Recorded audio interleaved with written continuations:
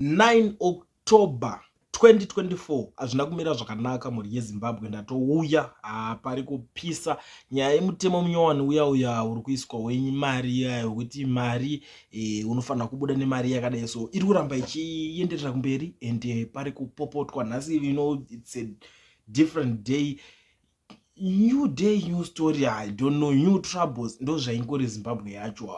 Munoona pakaipa. Now ndiri kuona pari kunzi the amount of Zimbabwean currency that a person who is about to leave Zimbabwe may possess without authorization in terms of section 22 of the Exchange Control Regulation 1996 statutory instrument 109 the 1996 in the departure or transit lounge of an airport or other port of entry or exit shall be an amount equivalent to 2,000 United dollars. Panapa vari kuenderera kumberi vari kuti the maximum amount of Zimbabwean currency notes and coins that may have taken out of Zimbabwe on the person in or the baggage of a person leaving Zimbabwe shall be an amount equivalent to 2,000 USD. Maximum yacho ndipapa, but nyaya iri kuzonetsa manje ndeyekuti mazigi ari kupinzwa ipapo. Ndo pari kuzoti vanhu vapopote nyaya iyi, ndo pari kunetsa ipapo kuti saka imi muri kutaura kuti munhu ari kubuda mari yake yanenge achibuda nayo yemunomu yacho yemazigi anofanira kunge iri equivalent 2,000 USD. futi muri kuedza kunyatsa kuti kudii? Because mazigi amutaura nezvawo ari kutadza kutenga petrol munomu, ari kutadza kubhadhara passport fee, ari kutadza kuita zvimwe zvinhu zvakangodai zvakati wandei munyika. Yozonzi yobudwa nayo ichiendwa nayo outside the country, iyo ichitadza kushanda zvimwe zvinhu munyika mayo. Muri kuedza kuti kunyatsa kuti chii ipapo? Istrategy dzipi dzamuri kutiitisa? Ndo nyaya yandiri kuona iri kuitika panapa, ende ndo kumwe kupopoterwa kuri kuitwa vanhu vakaita saNiki Mangwana. You know, these guys I don't know kuti vanenge vambori pakuita sei chaizvo. Mumwe ari kuti Niki, you and other will get authorization to carry hundreds of thousands. You hate poor people who are not politically connected. Zimbabwean economy is a cash economy. This makes in SAE or other functional economy where all need is a regular bank card to access money anywhere in the world. In Zimbabwe, those with Ziggy can use that amount outside Zimbabwe. Talk about a stale regulation 1996 Mune 2024, no revision or improvement in between.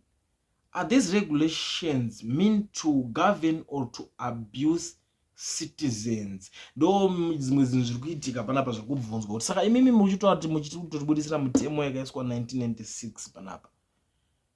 Ndo mutemo yamukutaura kuti zvakazodai zvakadai. Hapana kana zvimwe zvamakazombogadzirisawo kana kumboongorora, because inona dzimwe zvacho makaisa kuti vanhu vabatsirike kana kuti vanhu vatosafa varwadziwe, because zvinhu zvokuti munofanira kuita se kurevisa. Ndo imwe nyaya iri kutaurwa nemaZimbabweans panapa kuti mwanaka titirewo plan. Umwe ari kuti ayo matotanga zvechiromberombe zvagono zviya zvekusungira munhu their personal private property dollars and mari yacho hamusirimi makaigadzira, munombogayawo here kuti mari yacho inouya sei muno? Ino ndo zvimwe zvinhu zviri kubvunzwa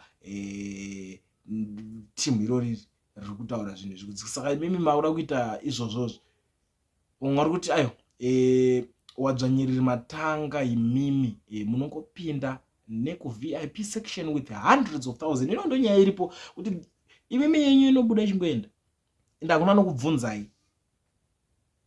Munongobuda neku-VIP section makutokuenda nemari dzakawanda, but ma-citizens vanenge vachisafa. Ndo nyaya hombe dzikunyanyonetsa panapa wakomana. Mwari kuti the catch is in the world authorization, which is yet another way to keep corruption going and give free passes to friends, friendly and cronies. Haasi wekuita sabotage here kumukuru wakomana. Vanonzwa sei vachiona amaposts akadai aya?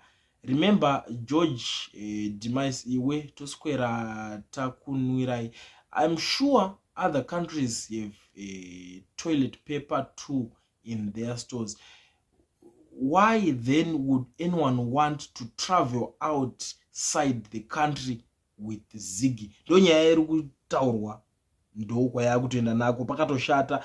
Mwari kuti komanaka 2000 omana $2000 ndo nyaya iri kunetsa. Ayo nyaya $2000 iri kunetsa because mari iri kunze ishoma. Mwari kuti weekly vanobuda one achinospenda mamillions kunze kwenyika achiita zvaari kuita, achinotenga mota dzaanoda.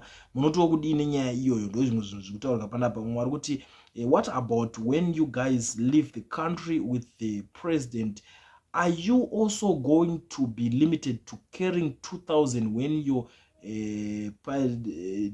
dems are more than that? Ndo mamwe mashoko zvekare ari kubvunzwa panapa kuti imimi pamunobuda muchienda kumavhakesheni amunoenda muchifamba nemapresident enyu aya, munokwanisa kulimitwa here ipapa since muchimboti no one is above the law? Ndo zvimwe zvida kutombobvunzwa nevanhu vari vanyatsonzwisisa, but yeah, it's something ndekuti anopindura wacho panogona kushaya anoda. Panapa pari kunzi then in 1996 the Zimbabwean dollar was so stable that one could ship it abroad for years, come back and see and use it. I'm just wondering why and who would leave Zimbabwe with a currency that is so perishable like milk and hope to use it after a month. Ziggy's deposed of a sub pakashata kumana.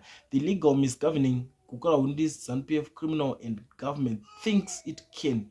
How much can leave Zimbabwe? One for economy literally propped up by the informal economy. This is voodoo economics. Ndabaningi cross-border traders are affected.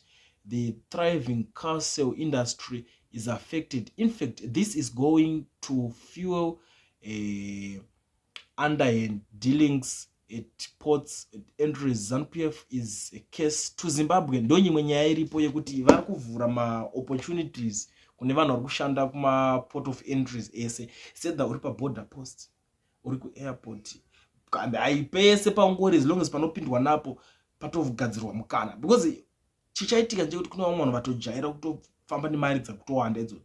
Achatoti inini zvandava kuti ndakutobunda 2000 yakataurwa yacho ndiye ndakutopa munhu yari kuti iri kumiswa yacho ipapo. Ndo nyaya yakutononetsa izvezvo manje, ndo patoita dambudziko ipapa. Ende dambudziko iro rikupera kwaro richatinetsei. Mwari kuti saka kutenga mota pamisina apo tichaita sei nhai mukomaniki? Totoenda mhuri yesezve uyu netika 2k kake munhu kuti mukwanise kuenda notenga mota 1. Zviri kuhere izvozvo? Komanaka pakaipa komana, pakaipa hama dzadiwa. Ende unozati zvato affect zvechokwadi.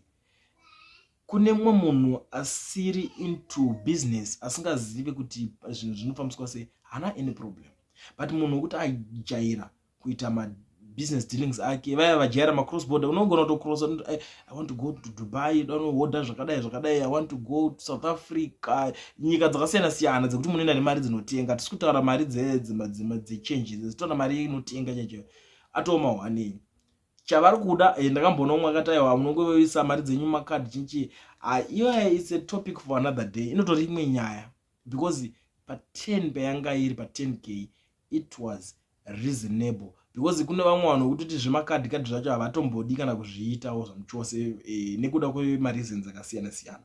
Atoripo panyaya dzezvemakadi kadi zvezve, because unozosvika svika kujombera mune mari yako imomo, vamwe havana patience, saka ngoti nganda zvibatira mari yangu. Ende kubata mari idzodzo vanhu havazoti hazvidi kuti havazive kuti hakuna zvisezvozvo, vanenge vachizviziva.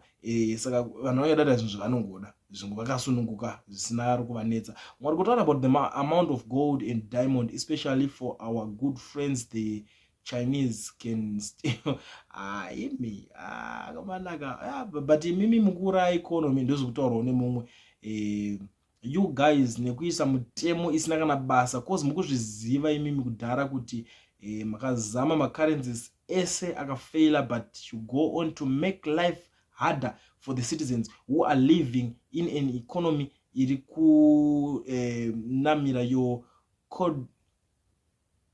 corroding the country aiwa zvakaoma musadaro vakomana uyu ari kuita sei gold mafia reviewed millions being taken out of Zim in foreign currency nhasi mukutiudza zve2k mutikwanirei ndo zvimwe zviri kutaurwawo nevamwe vanhu vepazimbabwe panapa umwe wari kuti you must limit your own currency not other people's. What a shame you don't admit you have failed.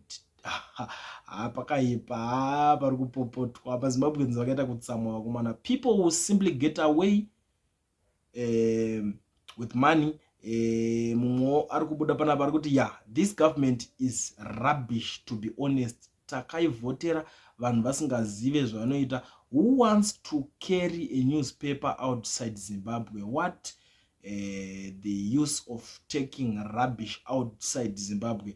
I feel sorry for people like this one vekuti vari kutoadmita kuti vakaivhotera as if vanga vasingazive the way yainooperator yechiudzvanyirire. It's something jekuti unozongoti vakomana, but thank goodness kuti munhu anenge adzidziswa nayo ega vanenge vakutokuratidza matrue colors avo, havamire kuratidzana matrue colors. Saka ndo zvavatori inozi nyaya dzacho dzikaidzi tikadzidziswerera hadzipere muri Zimbabwe. But inini ndangoti ndidarike nepanapa ndichikuzivisai zvinhu zvava kutaurika pasport, so that mugara muchiziva pamunotanga zuva renyu mune muchiziva kuti nezuro akataura kuti zvakati nhingi uyayo. Saka nyaya dzacho ndo yakadai. I think ndinambotry kuti zviteka kunzwisisikawo mbijanawo nepandinokwanisawo. So kana uchinga panapa iri first time yako, gara wasubscriber ujoina this family. But the most important thing, see how like this video uchindiudzawo kuti nyaya unoiona sei. And the more yauno like this video is the more vanhu veZANU-PF vacho pavanoziva kuti vanhu vakatsamwa kusvika pakuipa extend yekuita sei.